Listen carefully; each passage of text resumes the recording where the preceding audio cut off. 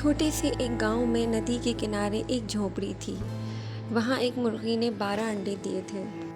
10 अंडों में से प्यारे छोटे चूजे निकले, मगर 2 अंडे ही रह गए।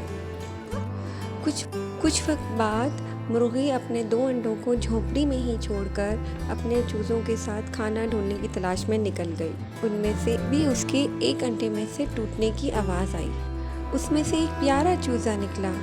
बेचारा चूज़ा अपनी माँ को ढूंढने लगा और वो माँ को ना पाकर बहुत दुखी हो गया।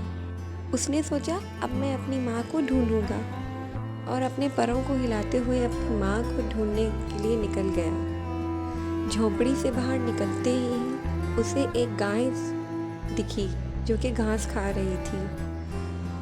चूज़ा गाय को बहुत हैरानी से देखता रहा। इतनी देर में गाय ने चूज़े से पूछा कि तुम किसे ढूंढ रहे हो? मासूम सा चूज़ा बोला, क्या तुम मेरी माँ हो? गाय को चूज़े पर रहम आ गया और वो बोली, मुझे देखो, मैं कितनी बड़ी हूँ। तुम्हारी माँ तो मुझसे बहुत छोटी होगी। तो चूज़ा बोला, अच्छा, तो मेरी माँ आपसे बहुत छोटी है। ये बोलकर चूज़ा अपनी माँ को तलाश करने के लिए आगे निकल गया। कुछ देर बाद चूज़े को घास खाती हुई एक बकरी दिखी। चूज़े ने बकरी से कहा कि तुम गाय से कद में छोटी हो, क्या तुम मेरी माँ हो? बकरी बोली, हाँ, मैं गाय से तो छोटी हूँ, लेकिन देखो मेरे 4 पाँव हैं और तुम्हारे पाँव तुम्हारी माँ की तरह हैं और पंख भी हैं। बेचारा चूज़ा फिर से बहुत उदास हो गया और तलाश में निकल गया। कुछ देर बाद चलने पर उसको काएं काएं की आवाज़ आई। वो था एक कौवा। चूज़े ने बकरी की कही हुई बात याद की और कौवे से पूछा, तुम्हारे 2 पर और तुम्हारे 2 पाँव और पर हैं, क्या तुम मेरी माँ हो? हाँ, मेरे 2 पाँव और पर हैं।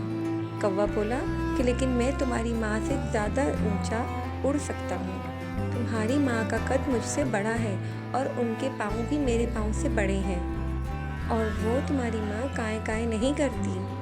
चूज़ा यह सब सुनकर और उदास हो गया। कौवे को यह देखकर चूज़े पर तरस आ गया और बोला कि देखो चूज़े, तुम नाराज़ ना हो, तुम थोड़ा आगे जाओ, तुम्हारी माँ मिल जाएगी।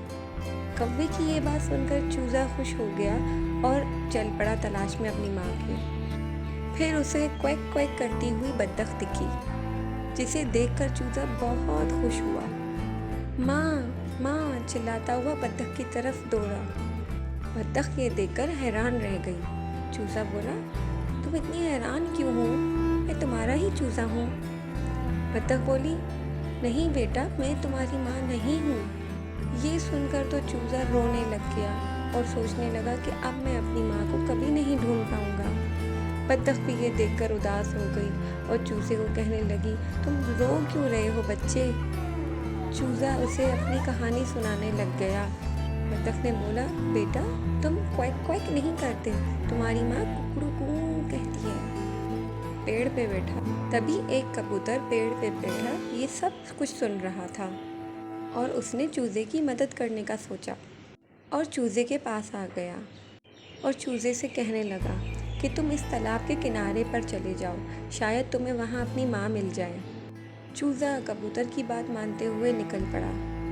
कुछ ही देर में उसने कुकड़ू कू की आवाज़ सुनी। वो इस आवाज़ का पीछा करते हुए दौड़ता गया। जब उसने देखा कि इसके 2 पाँव और पर हैं और ये कौवे से भी साइज़ में बड़ी है, तो उसने सोच लिया यही मेरी माँ है, और माँ माँ पुकारता हुआ उसके पास भागा।